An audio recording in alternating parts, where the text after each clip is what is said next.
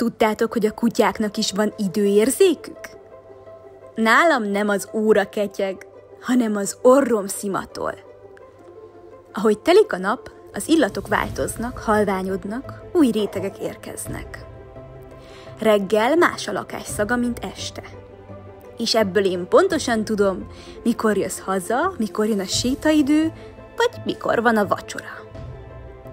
Számomra az idő nem perc és óra, hanem szagok sora. Ti emberek órákhoz vagytok kötve, mégis gyakran érzitek, hogy az idő rohan vagy vánszorog. Ez azért van, mert az időérzékelést befolyásolja a figyelmetek és az érzelmeitek. Ha unatkoztok, lassabban telik. Ha elmerültök valamiben, gyorsabban szalad. Szóval nekem az idő illat, nektek érzés.